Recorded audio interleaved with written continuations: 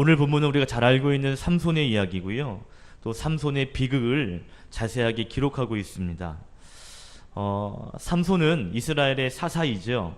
하나님께서 사사로 지도자로 세워서 블레셋 땅에서 사람들에게서 이스라엘 백성을 구원하시고자 하나님께서 세운 사람이 바로 사사이고 삼손입니다.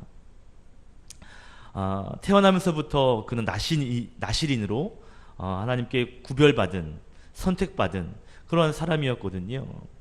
그런데 또한 삼손은 힘도 엄청났죠. 바로 앞에 있는 사사기 15장에서는 삼손이 나귀 턱뼈 한 개로 1000명의 사람을 죽였던 사건도 기록하고 있습니다. 엄청난 힘을 가진, 그리고 하나님의 엄청난 복을 준 삼손인데, 오늘 삼손이 굉장히 비참한 모습으로 나아가고 있는 것을 보게 되죠. 저는 삼손의 이야기를 들을 때마다 또 볼 때마다 참 안타깝다는 생각을 합니다. 정말 이 삼손이 하나님께 붙들리고 하나님께 더 많이 쓰일 수 있었다면 얼마나 좋았을까. 그 가진 큰 힘으로 더 큰 일을 했으면 얼마나 좋았을까 하는 생각을 해봅니다.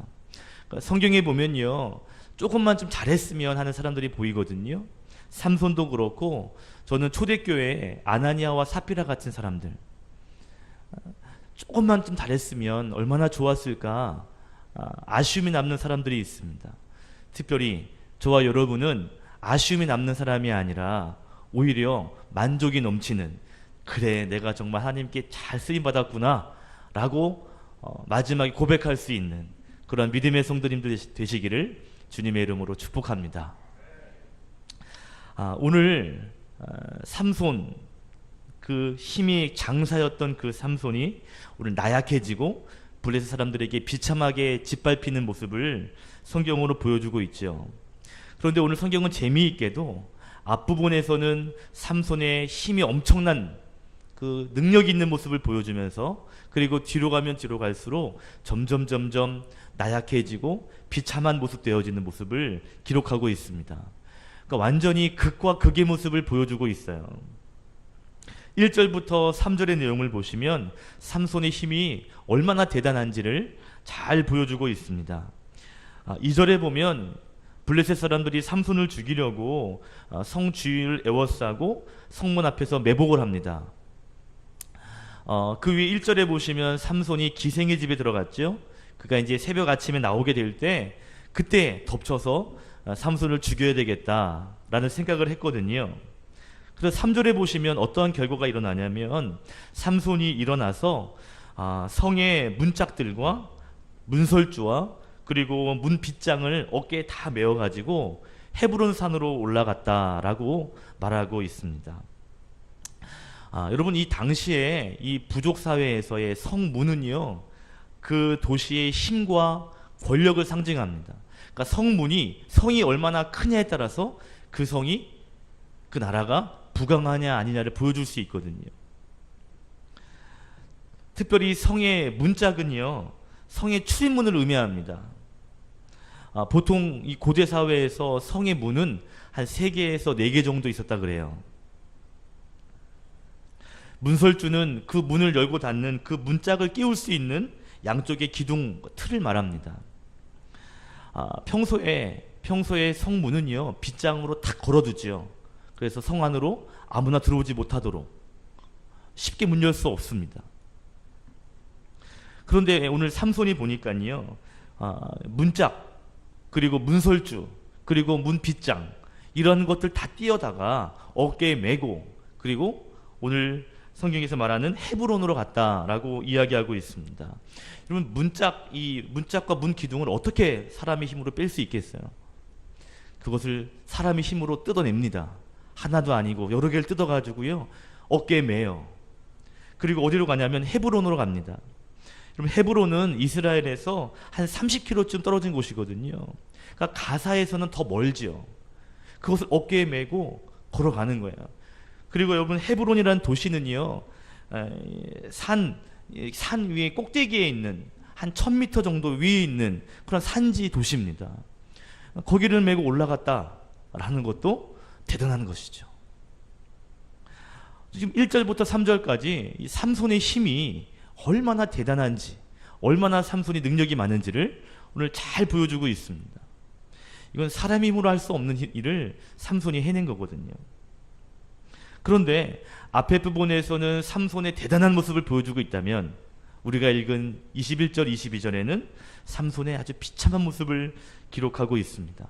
19절에 보면 삼손에게 있는 힘이 없어졌더라. 21절에 보면 블레셋 사람들에게 붙잡혀서 두 눈이 뽑히고 노줄로 묶여서 큰 맷돌을 돌리게 되었다라고 말하고 있죠. 여러분, 당시에 큰 맷돌을 돌리는 그 일은요, 소나 다른 짐승에게 시키는 일입니다. 때로는 노예라든지 아니면 죄수라든지 이러한 사람들에게 하는 일이에요. 그런데 오늘 삼손에게 그 일을 시켰다라는 것은 삼손에게 있어서는 굉장히 수치스러운 일인 것뿐만 아니라 이스라엘 전 민족에게도 수치스러운 일이 아닐 수 없습니다. 오늘 삼손이 엄청나게 힘이 많은 능력이 있는 사람인데, 그런데 그가 힘을 잃게 되고 결국에는 두 눈이 뽑히고 그리고 노예나 죄수들이 하는 그런 맷돌을 돌리는 일을 하게 되었다. 모든 힘을 다 잃어버렸다라는 것은 극과 극으로, 그리고 완전히 삼손이 비참한 인생이 되었다는 것을 성경은 묘사하고 있는 것이죠. 그러면 중요한 것은 이겁니다. 왜 삼손이 이렇게 비극을 경험하게 되었는가? 왜 그렇게 엄청난 힘을 가진 삼손이 비참한 인생으로 몰락하게 되었는가? 이 이유를 아는 것이 우리에게는 중요한 교훈이 될 것입니다.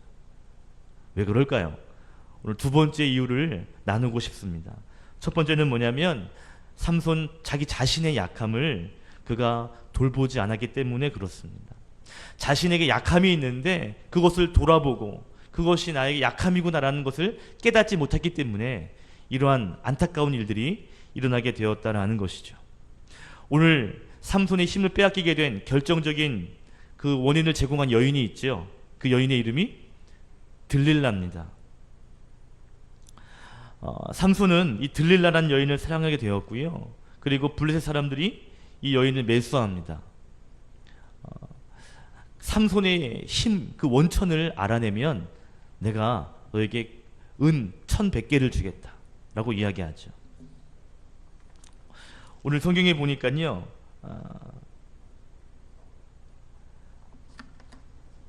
그 여인에게 찾아가서 말하기를 뭐라고 얘기하냐면 5절 보십시오. 우리가 각각 은 1,100개씩을 내게 주리라 라고 여인에게 가서 이제 이야기를 합니다.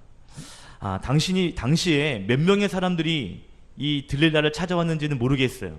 그런데 복수인 거를 봐요. 그죠?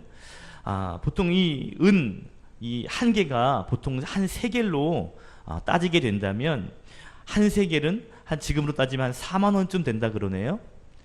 4만 원쯤. 그러면 1,100개니까 한 4,400만 원 정도 돼요. 그런데 오늘 여기서 방백들이 왔다 그랬으니까 한 5명 정도만 치면 한 사람이 한 4,400만 원씩 주면 한 2억 2천 정도가 되는 큰 돈입니다. 한 2억 돈 주면서 비결 좀 알려달라고 이야기를 한 거죠. 오늘 17절에 보시면 삼손이 결국에는 그 비밀을 이야기해 줍니다. 우리 17절 말씀 같이 읽어볼까요? 시작. 삼손이 진심을 내어 그에게 이르되 내 머리 위에는 삭도를 대지 아니하였나니 이는 내가 모태에서부터 하나님의 나실인이 되었습니다. 만일 내 머리가 밀리면 내 힘이 내게서 떠나고 나는 약해져서 다른 사람과 같으리라 하니. 아멘. 이 들릴라라는 여인이 날마다 와서 애걸복적을 하죠. 알려달라고. 성경에 보니까 삼손이 그것 때문에 너무 괴로웠다 그랬습니다. 결국에는 말하지 말아야 할 그 비밀을 말해주게 된 것이죠. 19절에 보면 들릴라가 삼손에게 자기 무릎을 베게 베고 자게 한 다음에 그 다음에 사람들을 불러다가 머리카락을 밀었다 그랬습니다. 그랬더니 정말로 힘이 없어졌더라 라고 이야기하고 있습니다. 여기서 7가닥을 밀고라고 할 때 이 밀고라고 하는 단어는요, 머리카락을 완전히 밀어버리는 것을 의미합니다. 재미있는 것은요, 이 아람어로 이 밀다라고 하는 단어는 이 단어가 쓰였는데, 이 단어가 쓰이면 머리를 빡빡 미는 대머리가 되다라는 뜻입니다. 그러니까 고대 근동에는 언어가 비슷비슷했다 그래요. 그러니까 삼손의 머리카락을 밀었다라는 것은요, 완전히 대머리처럼 밀었다라는 것을 의미합니다. 17절에 보면 삼손이 말하기를 내 머리에는 삭도를 대지 않았다 그랬잖아요. 이 삭도가 뭐죠? 수염을 자를 때 쓰는 이 면도칼입니다. 그러니까 머리를 밀었다라는 것은 그렇게 민 것이죠. 아마 삼손의 머리는 완전히 밀려버린 아마 상태였을 것 같습니다. 중요한 것은 뭐냐면, 중요한 것은 삼손이 이렇게 머리를 밀리게 된, 다 잘리게 된 이유가 여자 때문이었다는 것이죠. 이게 문제입니다. 삼손은 예전에도 블레셋 여자와 결혼을 했다가 그리고 수수께끼를 내고 그것을 그 아내, 블레셋 여자 아내에게 말해주어서 큰 낭패를 본 적이 있었어요. 그죠? 그런데 오늘 본문에서도 보면 비슷합니다. 여인이 와서 물고 쫙 애원하면 결국에는 말해주는, 결국 들릴라에게도 머리카락을 밀게 되는 것은 그전에도 통일한 방법으로 낭패를 봤는데요, 또 다시 여자 때문에 낭패를 보게 되었다라는 것이죠. 삼손의 약함은 여자였던 것 같습니다. 그런데 문제는요, 그 여자에게 똑같은 방법으로 또다시 낭패를 당하고 있다라는 것이죠. 문제는 뭐냐면 누구에게나 약함은 있을 수 있거든요. 문제는 자신의 약함을 돌아보지 않고 예전의 실수를 뉘우치지 아니하고 똑같은 것에 넘어지게 되는 것은 문제라고 할 수가 있습니다. 전에도 여자 때문에 이 낭패를 보았는데요, 또 들릴라에게 또다시 이런 일을 겪게 됩니다. 사람이 길을 가다가 넘어질 수 있어요. 그런데 똑같은 장소에서 똑같은 장소에 넘어지는 것, 이건 문제가 있습니다. 그러니까 길을 가다가 돌에 걸려 넘어질 수 있거든요. 그런데 똑같은 자리에 그 돌에 또 넘어지고 또 가다 그 돌에 또 넘어진다는 건, 그건 좀 문제가 있는 거죠. 사람들이 이렇게 말해요. 똑같은 실수를 또 반복하고 또 반복하면 그걸 실수라고 보지 않고요, 아예 바보라고 말합니다. 여러분, 자신의 약함을 돌아보지 않고 그 약함을 보완하지 않으면 결국 똑같은 자리에서 넘어질 수밖에 없어요. 오늘 저는 이 삼손의 이 부족함이 그거라고 생각합니다. 약함은 있을 수 있다고 봐요. 그런데 한 번 그런 경험이 있다면 그 다음에는 더 신중하게 조심했어야 되는데 오늘 그러한 모습을 볼 수가 없다라는 것이죠. 여러분, 사람은요, 각자가 다 강함이 있고 약함이 있습니다. 남들이 못하는 건 내가 잘하는 것이 있고요, 또 남들이 잘하는데 나는 좀 못하는 부분들이 있을 수 있어요. 문제는 나의 강함과 나의 약함을 잘 생각하고 그리고 나의 약함을 보완할 수만 있다면 아마 우리는 더욱더욱 성장하게 될 것입니다. 약함을 보완하지 못하고 계속 걸려 넘어진다면 그 약함은 문제가 있는 것이죠. 저는 이런 상상을 해봐요. 삼손이 한 번 실수했었으니까 이번에 실수하지 않았더라면 얼마나 크게 쓰임 받았을까, 얼마나 좋은 일들이 있었을까. 여러분, 우리도 그럴 수 있습니다. 하나님과의 관계에서 동일한 실수를 저지르지 않도록 우리의 약함을 날마다 되돌아볼 수 있는 그러한 지혜로운 성도가 되시기를 예수님의 이름으로 축복합니다. 아멘. 삼손은 참 능력이 많은 사사로 크게 될 수 있었는데 오늘 그렇게 되지 못했죠. 오늘 엄청난 비극을 경험하고 엄청난 몰락을 경험하게 됩니다. 두 번째 이유가 있어요. 두 번째 이유는 뭐냐면요, 그것이 더 중요합니다. 하나님의 임재를 소홀히 여겼다는 것입니다. 17절에 보면 삼손이 들릴라에게 자신의 비밀을 이야기해 주지요. 그때 내가 나실인이다, 내가 모태에서부터 나실인으로 구별된 사람이다 라는 것을 삼손은 알고 있습니다. 내가 나실인이야 라는 걸 알고 있었거든요. 그런데 알고는 있지만 나실인에 대한, 하나님의 사람이라는 것에 대한 자부심 그리고 사명감은 그에게 없었습니다. 우리 나실인의 자격이 없어 보이는 장면이 20절이에요. 우리 20절 말씀을 우리 한번 같이 읽어봅시다. 20절 말씀 시작. 들릴라가 이르되 당신에게 들이 닥쳤느니라 하니 삼손이 잠을 깨어며 이르기를 여호와께서 이미 자기를 떠난 줄을 깨닫지 못하였더라. 아멘. 나실인이었던 삼손은요, 머리털이 밀리는 것도 몰랐습니다. 더 충격적인 것은 하나님이 자기 자신에게서 떠났다라는 것을 그가 알지 못했다라고 성경은 이야기합니다. 삼손이 겪게 된 가장 큰 비극이 뭔지 아세요? 머리를 밀려서 볼품없이 되는 것, 힘이 다 없어진 것, 두 눈을 뽑히게 되고 또 맷돌을 돌리게 되는 그러한 것이 아니라 더 비극적인 것은 뭐냐면 하나님이 삼손에게서 떠났다라는 것입니다. 하나님의 본성은요, 우리와 함께하기를 원하십니다. 그래서 하나님께서 예수님 보내시고 그분의 이름을 임마누엘이라 하셨죠. 함께 하신다. 우리와 함께 하신 분. 하나님이 떠나셨다라는 것은요, 그에게 있어서 가장 큰 비극입니다. 삼손의 비극은 힘이 없어진 것이 아니에요. 진짜 비극은요, 하나님께 버림받은 것입니다. 이게 가장 큰 비극입니다. 삼손의 가장 큰 실수가 뭘까요? 하나님이 나와 함께 하시고 하나님 때문에 내가 힘을 얻어서 큰일 할 수 있는 것, 내가 하나님의 나신인이다, 내가 하나님의 사람이다 라고 하는 것에 대한 소홀함입니다. 하나님의 임재, 하나님이 쓰는 사람이라고 하는 그 분명한 사명감을 놓치고 사는 것, 이것이 가장 큰 문제였다라는 것이죠.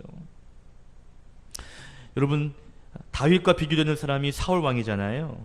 그렇죠? 사울 왕은요, 하나님이 아닌 이스라엘 백성들에게 인정받고 싶어 했습니다.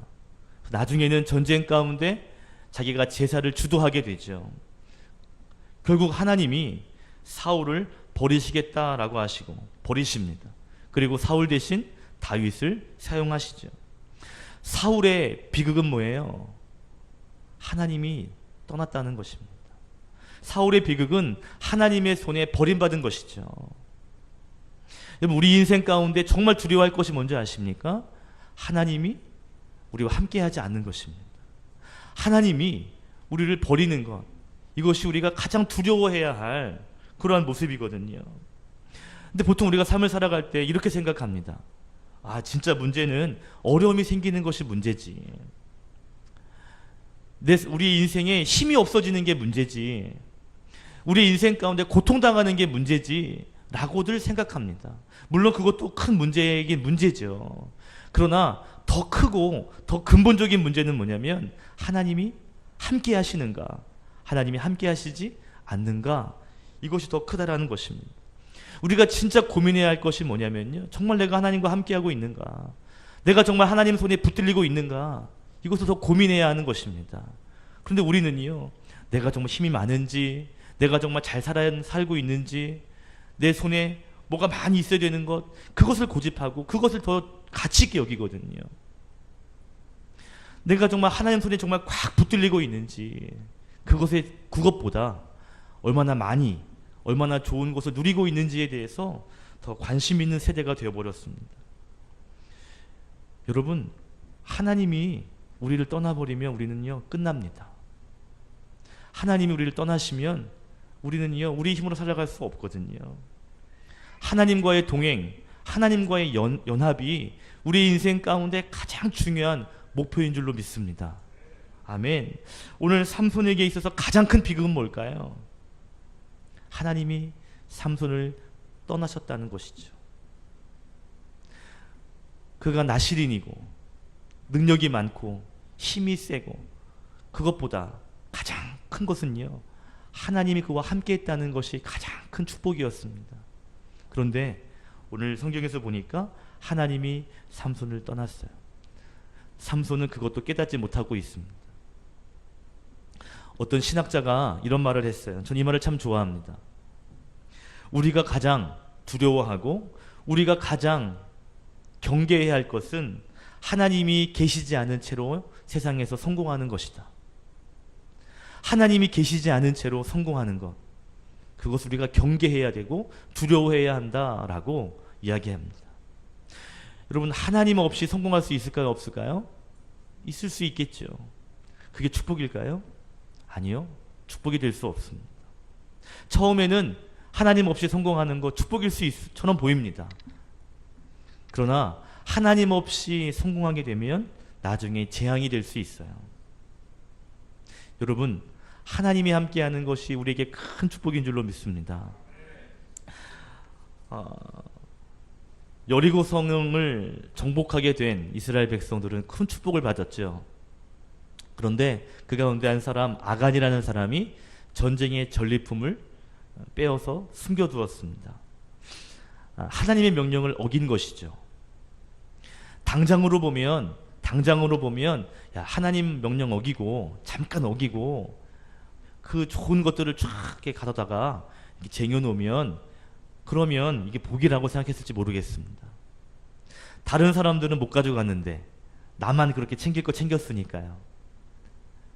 큰 복이라고 생각했을런지 모르겠습니다.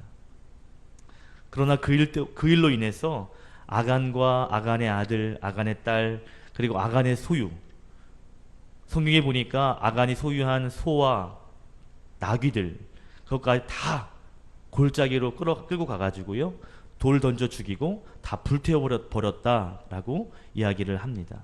잠깐 소유한 것 같은데, 그런데 하나님을 떠난 그런 소유, 하나님 없이 하나님과 멀어진 상태에서의 그러한 축복처럼 보이는 것들은요, 나중이 되면요 다 버려지는 안개 같은 것이 된다는 것이죠. 여러분, 그 아간이 죽은 그 골짜기의 이름을 아골 골짜기라고 부릅니다. 아골 골짜기의 뜻은 괴로움의 골짜기입니다.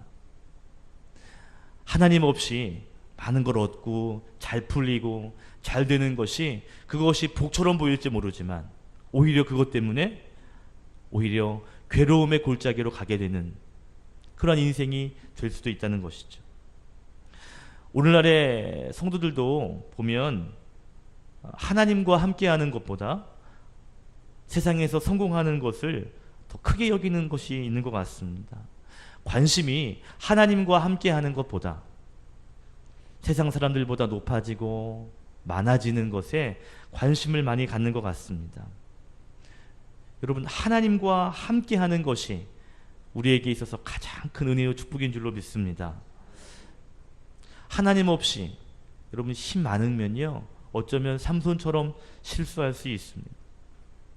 하나님 없이, 하나님을 두려워하지 않고 사는 것이 얼마나 이것이 헛된 일인지 오늘 성경은 우리에게 잘 보여주고 있는 것이죠. 저는 그런 생각이 들어요. 이 삼손이 이 하나님에 대한, 특별히 하나님의 임재에 대한 이 민감함이 있었더라면, 그러면 얼마나 크게 쓰임 받았을까. 조금만 더 신중했더라면 얼마나 더 귀한 사역을 감당했을까. 나실인에 대한 더 큰 사명감이 있었다면 얼마나 좋았을까 하는 아쉬움이 있습니다. 말씀을 정리할게요. 오늘 삼손의 비극은 두 가지 이유에서 초래되었습니다. 자신의 약함을 돌아보지 않은 것이고요, 또 한 개는 하나님의 임재에 대하여 민감하지 못한 것, 또한 하나님이 주신 그 사명, 내가 하나님의 어떠한 사명자인지에 대한 그 민감한 사명감이 없는 것이 결국 문제가 되었다라는 것이죠. 오늘 말씀을 통해서 저와 여러분은 삼손의 길이 아닌 오히려 하나님과 민감하고 나의 약함을 돌아보고 나의 약함을 위하여 날마다 기도할 줄 아는 그러한 믿음의 길을 갈 수 있기를 주님의 이름으로 축복합니다.